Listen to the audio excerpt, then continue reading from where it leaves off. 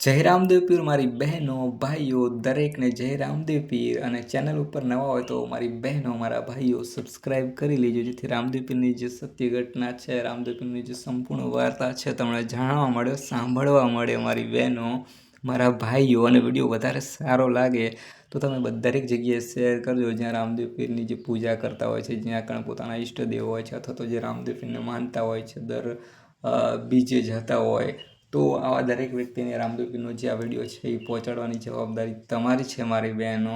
અને હું જે રામદેવ પીરની જે સંપૂર્ણ કહાની છે હું તમારી સમક્ષ લાવવાનો છું। તો આજે આપણે જે વાત કરવાના છીએ રામજીનો દત્તક વિધિ। રામજીનો દત્તક વિધિ, જ્યારે રામદેવ પીર નાના હતા ત્યારે એમનું નામ રામજી હતું, એટલા માટે બેન તો રામદેવ પીરની જે દત્તક વિધિ છે જાણીએ આપણે કે ગુરુવારે નિયત સમયે અજમલજી અને મિણલદેવ આવી પહોંચ્યા।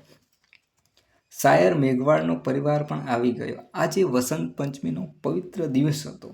શીતળ લહેરથી વાયરો વાતો હતો। આશ્રમની અંદરના ભાગમાં વાંસની ખપાટોમાં મૂંજના ઘાસને બાંધીને ઊભી કરેલી દિવાલોની કુટીરીમાં પોતપોતાના આસન પર સૌ બેઠા હતા। બાલનાચીએ રામજીને પોતાની સામે બેસાડીને કેટલાક સવાલો પૂછ્યા। એણે એના ઉત્તર હકારાત્મક આપ્યા હતા। એના કાન ફૂંકીને એને ગુરુ મંત્રથી દીક્ષિત કર્યો। એના લલાટે ભસ્મનું તિલક કર્યું। શંખ ફૂંકીને પરમ તત્વ પરમેશ્વરનું આહ્વાન કર્યું। ઓમ સોમના જાપ જપીને રામજીને આશીર્વાદ આપ્યા। એમણે મગનભાઈને કહ્યું, તમે રામજીનો હાથ પકડીને એને મિણલદેવને સુપર્દ કરો।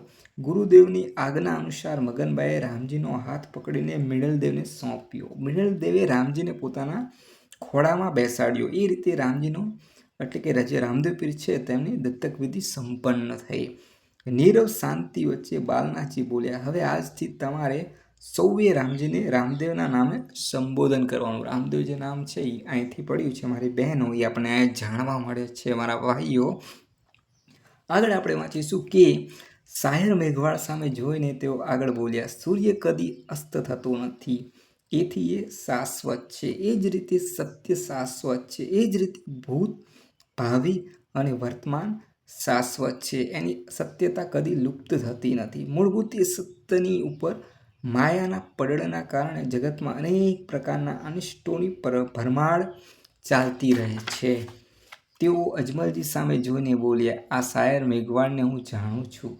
સાચા અર્થમાં એ અલખનો ઉપાસક છે। તે ઈશ્વરની સમીપ છે। એના ઘરે રામદેવ જેવો પુત્રનો જન્મ થવો સહજ છે। એમના આ પુત્રનો દત્તક વિધિ જાહેરમાં રાખ્યો હોત તો આ વિધિ પૂર્ણ થવી સંભવ નહોતી। દુઃખદ ઘટનાઓ બનવાની પૂરેપૂરી શક્યતા હતી। એ કારણે અહીં આપણે ગુપ્ત વિધિ રાખ્યો છે। તમને બંને પક્ષોને ખાસ સૂચન છે કે વિરમદેવ અને રામદેવ એક જ સાથે જન્મેલા જોડિયા ભાઈઓ હોવાનું રટણ ક્યારેય ભૂલવું નહીં। એટલે કે જોડિયા બંને ભાઈએ જન્મ લીધો છે એવું કદાચ આપણે અખ્યાનમાં જાણી શકતા હોય તો એ મને નથી ખબર, પણ આવું ક્યાંક ને ક્યાંક આપણે જાણવા મળે છે મારી બહેનો મારા ભાઈઓ। બાકી અહીંયા આપણને એક હકીકત મળે છે કે જ્યારે કોઈ પણ વ્યક્તિ સારું કાર્ય કરવા માંગતા હોય, દરેક વ્યક્તિને, દરેક સમાજના વ્યક્તિને સાથે જમાડવા માંગતા હોય, અથવા તો પોતાના લગ્ન પ્રસંગ છે અથવા તો કોઈ બીજો પ્રસંગ છે એની અંદર સમગ્ર ગામના વ્યક્તિને બોલાવવા માંગતા હોય તો કદાચ અમુક જે સમાજ છે અને કદાચ ના સાથે જમાડી શકતા હોય એને પણ જો બોલાવવામાં આવે તો ક્યાંક ને ક્યાંક જે ગામના લોકો છે એ ક્યાંક નારાજ થઈ જતા હોય છે। કારણ કે એમને જે માનસિક રીતે જે વિચારધારા છે કે ક્યાંક ને ક્યાંક એ રહેલી હોય છે। આજે પણ આપણે ગામડાની અંદર જોવા મળે છે કે દરેક સમાજ સાથે બેસીને જમી નથી શકતા હોતા, સાથે કાર્ય કરી નથી શકતા। ઘણી જગ્યાએ એવું હોઈ શકે છે। હું એવું અપવાદ રીતે હું કંઈ અહીંયા બીજું કોઈ વસ્તુ નથી ગમતો, પણ ઘણી જગ્યાએ આવું જોવા મળે છે, તો આવું ના હોવું જોઈએ। આ રામદેવ પીરની અંદરથી આપણને જાણવા મળે છે। તો આગળ વાંચીશું આપણે મારી બહેનો મારા ભાઈઓ કે પૃથ્વી પર અંધારાનો પ્રભાવ વ્યાપી ગયા પછીથી સૌએ આશ્રમમાંથી વિદાય લીધી। એ જ રીતે એ રાતે જ અજમલજીએ શાયર દંપતીને આર્થિક સહાયતા આપીને કહ્યું, રામદેવ તમારો પુત્ર છે અને રહેશે, એ જ રીતે અમારો પુત્ર થઈને રહેશે। એના દત્તક વિધિ અંગેની કોઈ વાત કોઈને કરશો નહીં। બાલનાથ ગુરુની સૂચનાનું પાલન થવું અત્યંત જરૂરી છે। અજમલજીએ એમને ઊંટની અસવારીનો પ્રબંધ કરી આપ્યો। તેઓ પુત્રી ડાલીને લઈને જેસલમેર જવા રવાના થયા. તો અહીંયા કણા જે છે એ શાયર મેઘવાળ છે ડાલીને લઈને જેસલમેર જવા રવાના થઈ ગયા છે અને કદાચ એ જેસલમેર જ રહેશે. કોઈને ખબર પણ નહીં પડે, જાણ પણ નહીં પડે કે રામદેવ પીર તેમના પુત્ર છે. તો આગળ વાંચીશું આપણે કે દત્તક વિધિની ઘટના દરમિયાન અને તે પછીથી બાળક રામદેવના ચિત્તની ભૂમિકા રહસ્યમય હતી. શોક અશોકથી એ પર હતો, મૌન રહીને તાટસ્થ્ય ભાવથી એ બધું સાંભળતો અને જોતો હતો.